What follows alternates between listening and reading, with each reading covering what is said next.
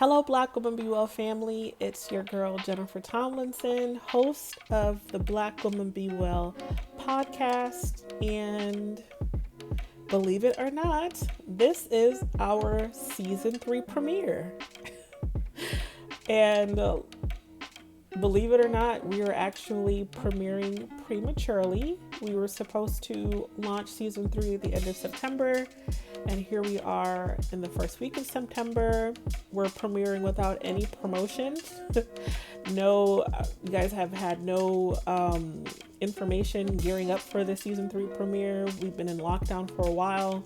The studio that we usually record at on campus has closed. So this episode is just happening because of honestly the things that are going on in the world, and I just can't delay talking to you all. And during the lockdown, I've been able to create some video content exclusively for our YouTube channel, but I have not done an official podcast episode yet. And it is very timely now for this to happen because today was the first day of a movement called #ScholarStrike. And I could not avoid talking about it. And so this episode is very unconventional. We are not in the studio with all of the state-of-the-art equipment. You are getting me through my phone. Usually I have a guest. Our format has always been in a guest interview format. But this is just a solo. I guess y'all just gonna get me the whole time, which I guess is okay. Because of COVID, we're just doing things a little bit differently. And then more significantly, because of the urgency of what's been going on, I had to record something. And so this is a result of that. But I am so glad to be here. I'm recording this to whoever's listening or going to be watching on YouTube.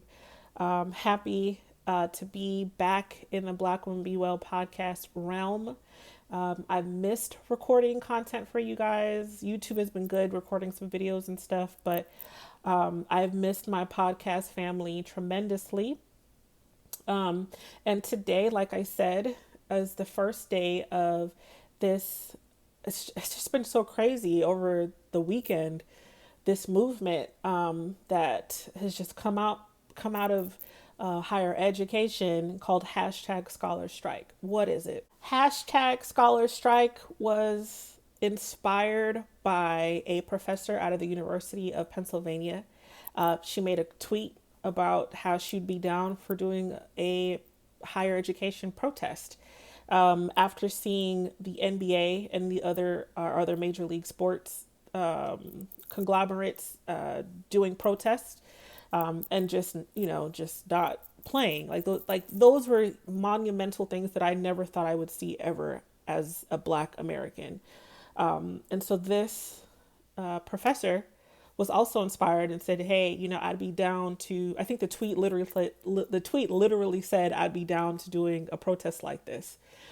And so institutions got wind of this. So you can actually Google this. There's a CNN article, a couple of different people that are talking about the fact that institutions across America were committed to stopping work. So professors just would not teach. Administrators and staff would just not do their normal duties in support and solidarity of police brutality against Black and brown bodies, against social injustice, against racism. And so instead of working your normal job duties, you are supposed to be committed to doing social justice work. And Valencia College is the institution that I work for.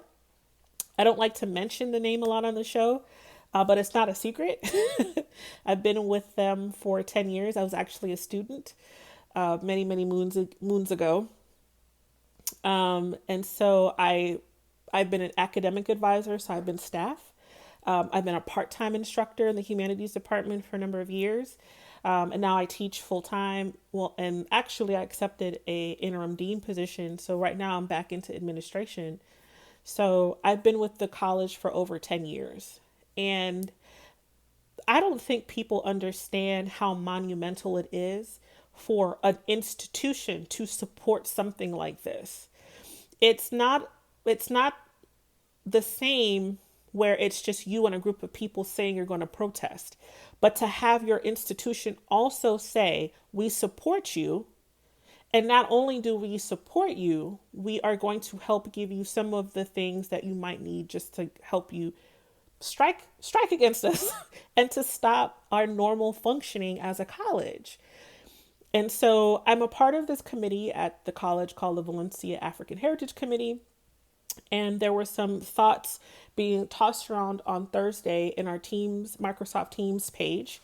But we had not met formally to discuss it because all of this was happening like within real time during that time. And then the next thing I knew on Friday, there was an official email from the college, from college leadership, telling us that they support our strike. And I just honestly, it's been crazy to 2020 has been the best and the worst, honestly. Like, it's been the worst for so many obvious reasons. And COVID has just, wreaked our society havoc. Things are not normal. The way we function as a society is not normal anymore. Some of us have lost jobs, some of us have lost loved ones.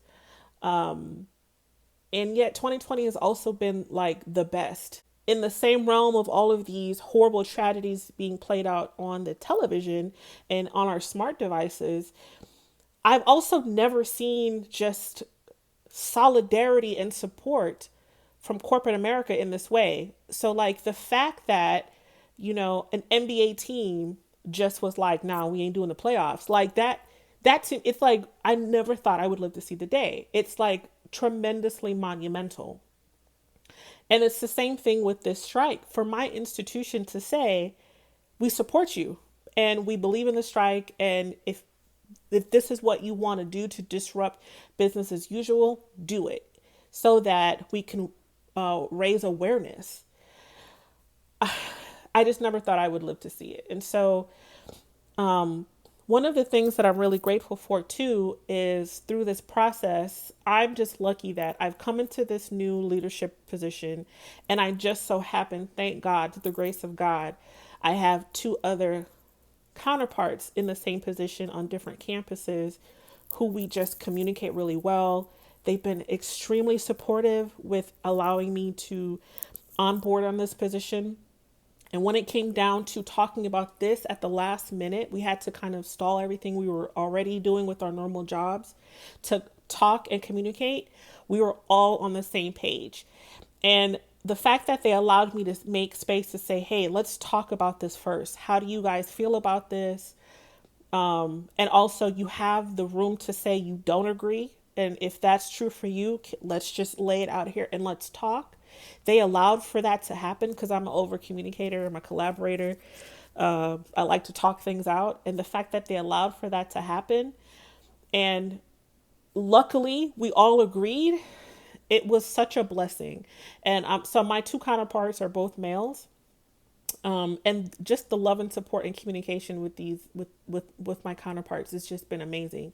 And so very quickly, we were also really great workers because very quickly we figured out who we needed to talk to really quickly, and we created a communication plan for our division college wide. And our college is huge. We have 9 campuses and the 3 deans. We oversee learning support on all of the campuses in partnership with also our executive deans. So we had to think about, well, what does this actually mean? What is the strike? How do we feel about it? Clear that up. And what's going to be our clear communication? And the fact that we were able to do that for our division, and for me as a Black woman, I think was also monumental. I had to sit there and think, well, what is it that I want? What would I have wanted if I was a staff or professor and I'm looking for my dean or my boss for direction and communication? What do I need to hear? And so after we crafted the common messaging for all the campuses, I took time to write a personalized message to my dean, to my team, specifically, and saying, here's what I think, here's what it is, and I support you. Whichever decision you make, I support you. And here's how the college has committed to supporting you. And answering those questions, anticipating their questions, answering those questions ahead of time, and making that clear. So it's been a crazy weekend, and today was the first day of hashtag Scholar Strike. And I was so pumped this morning. I woke up super energetic. Yeah, we're striking. And, you're supposed to fill your day with work and all the things to push you towards personal and professional development, to push you to enter into conversations. You're supposed to fill your day with all of the stuff that's supposed to help you do social justice work in solidarity. And so, and we're a quick college too. Over the weekend, they already crafted resources, and our Valencia African Heritage Committee was able to like draft up a schedule of events. Professors and staff created stuff for us to go to. I just love my institution. I really do. I criticize us because, we got work to do. But man, it really is a blessing, honest to God. It really is a blessing to work here. And so this morning I was pumped. I had all my things that I wanted to do and I was excited. So I go to the first event, and within an hour I'm exhausted. The very first event is a 3-hour Zoom meeting where our Black employees had the opportunity to share what it meant to be Black at our institution. It was hosted by a good friend of mine. You all know Rudy. He's been on the show before. And he asked Black women specifically to help amplify their voices. And I just want to shout him out for that, because I know that he's grown with that work based on our conversation. So to see him do that again, formally, I just, always appreciate that. But man, I'm listening to my Black counterparts, and I'm not gonna lie, I got emotional, and I was exhausted within an hour. It might not be obvious to some, but it is shocking that people don't realize how hard it is to be Black in America. And so one of the women that we're sharing is a colleague of mine that I've known her for a long time. I think the whole time I've been here at Valencia, who shares that, she makes a comment that being Black is traumatic. We have our students who are traumatized. And they come to us in our classrooms and in our spaces, literally living a life of trauma. And the fact that we don't have anything already kind of in place to show support prior to this year, and it's not just Valencia. As a nation, we never acknowledge the experience of Black and brown people, and that's something that we just don't do well. And so she made that comment that, it is trauma. Racism is trauma. And then I added to the chat that being Black is traumatic. And so hearing my Black peers tell their experiences, because I'm a connector, I immediately connected with them. And I obviously was emotionally drained within the first session of the day. So I had to do some quick assessment of my feelings. And luckily, I've cultivated good coping mechanisms through reflective practices and through therapy.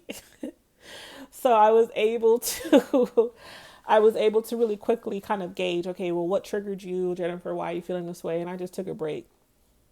And then I came back for my next 2 events that I attended.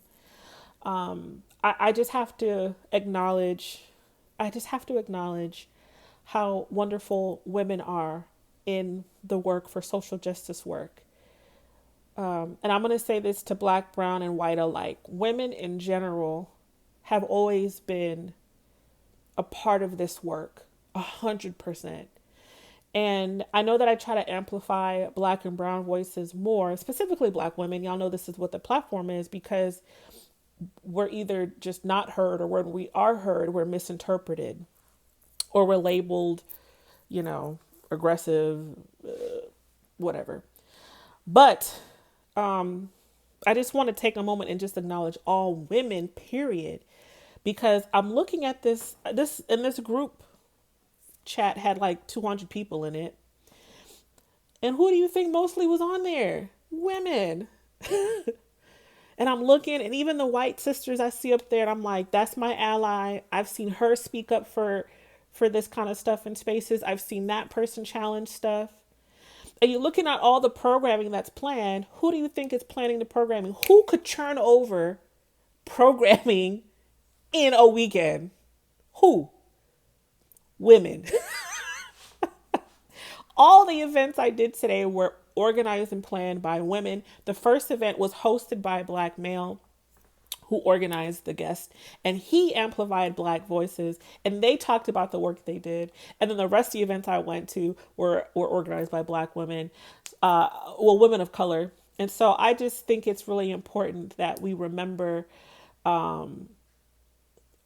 much women are just able somehow to work under duress, and particularly Black women. We're just somehow able to just still do amazing work under duress. Some other things that came up for me today were two things. And I'm using this podcast to kind of just tell you about the strike. It continues tomorrow, so I'm going to do another episode tomorrow. So this is part one. But also this is kind of like, it's going to be my diary per se. I'm working through things. I'm learning things through this process and through this experience.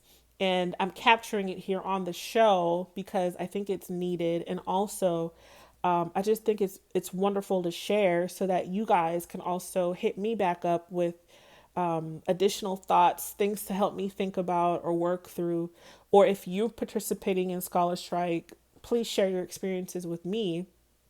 You could, tell us directly or leave a comment, because I just want to make sure that this platform is used to directly talk about this particular movement in relationship to bringing awareness to police brutality to Black and brown people. So anyways, something that I learned today that really stuck out to me was when you are a community college, you are specifically designed to serve a community, a specific population of people.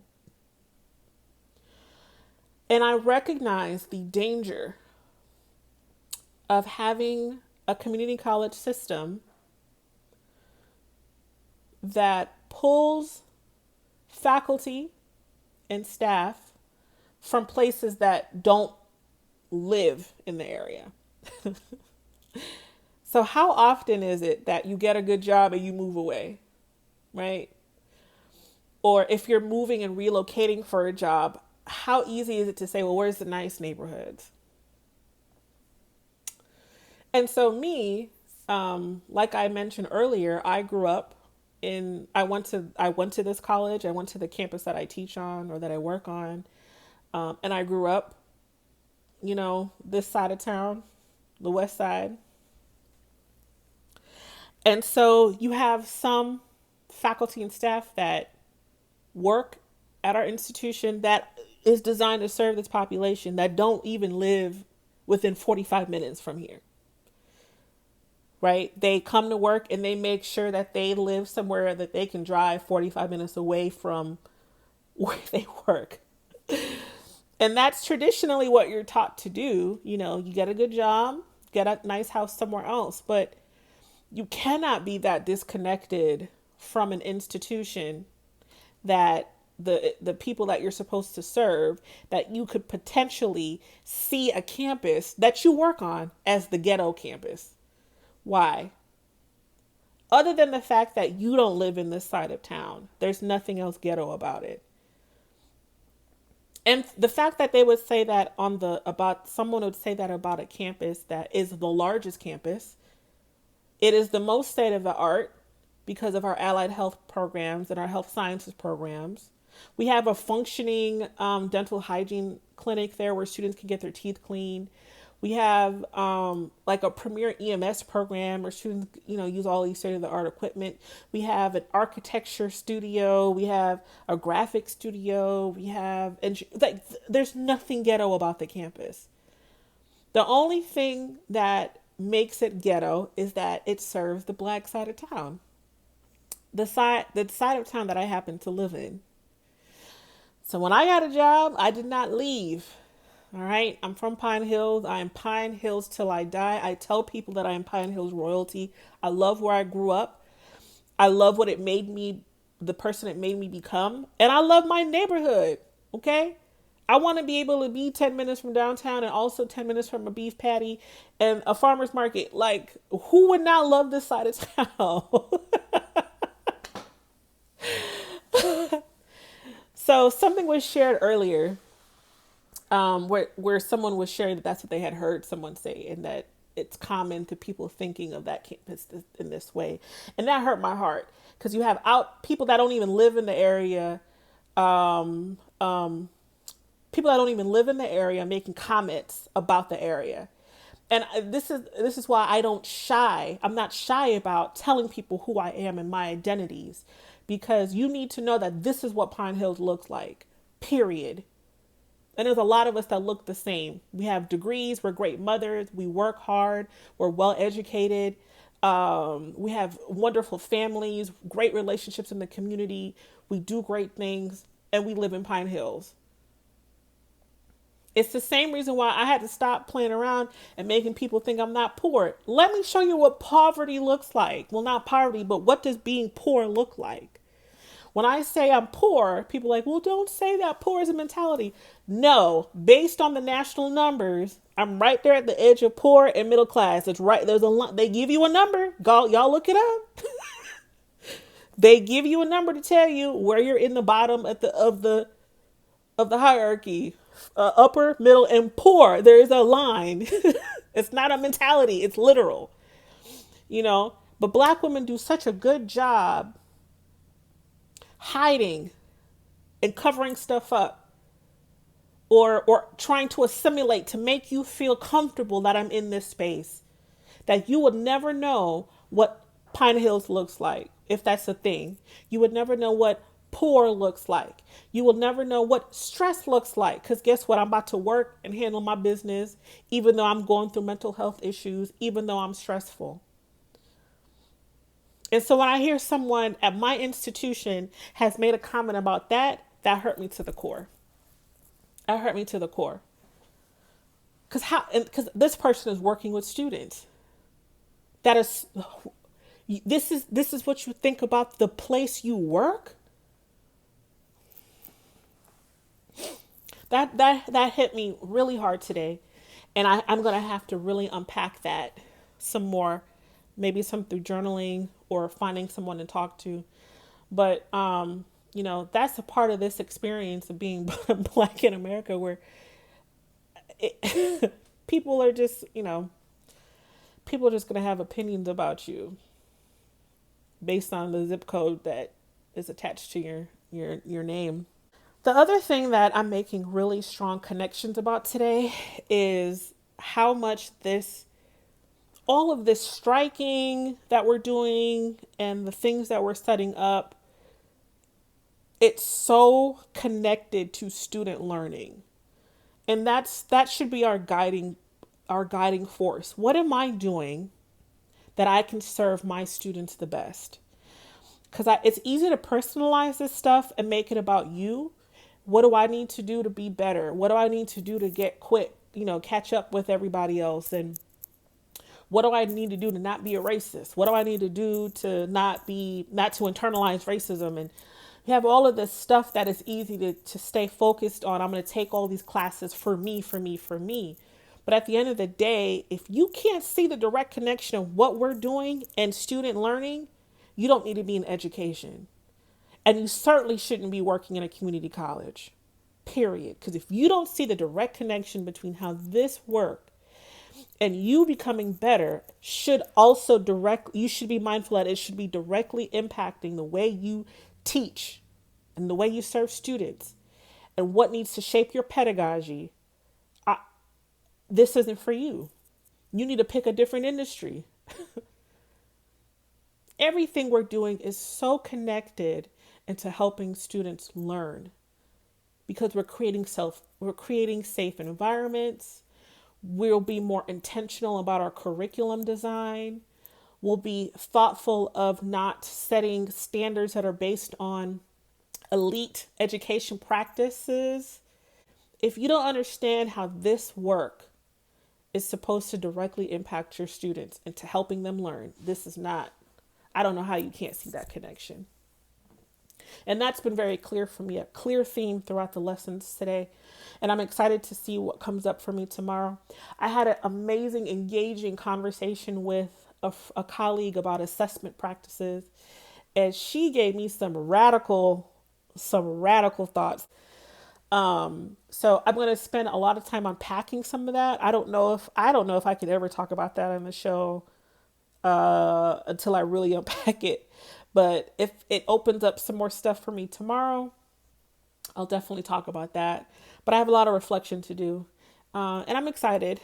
But I'm also really exhausted. I'm tired. So once I'm done editing this, I'm going to go to sleep and hopefully find the energy to come back and strike again tomorrow. Anyways, thank you for tuning in to the premiere of season 3. It is unconventional. I hope you lasted the entire time of me talking. If you've lasted this long, I really hope that you share this with a friend. Please, if you're watching this on YouTube, don't forget to subscribe and click the notification button. Leave a comment below too about your thoughts about #ScholarStrike. If you are participating, tell me what you're doing, what college you're coming from. If you're a colleague, tell me what you think about the episode or what you're thinking about with the strike. If you're listening on the podcast, don't forget to subscribe. We're on all platforms. And just always, thank you for listening to a Black woman share her thoughts, her expertise, and her perspective. I appreciate it. Y'all be well. Love y'all. Oh my God, you guys, I almost forgot to say this. If you like the background music being played, it is new music. We have personalized lo-fi hip hop music for the podcast, produced by Eclipse. I am going to leave his contact stuff in the comments area. Please show some love to him. Follow him on Spotify, all those different music platforms. You can follow him on YouTube as well. Also, a big shout out to the All My Homies family for helping set that up. Their information will be included as well. Please show them love and just thank you for these wonderful tunes. You know I love y'all. So, yeah, if you like the music, leave a comment or whatever. All right.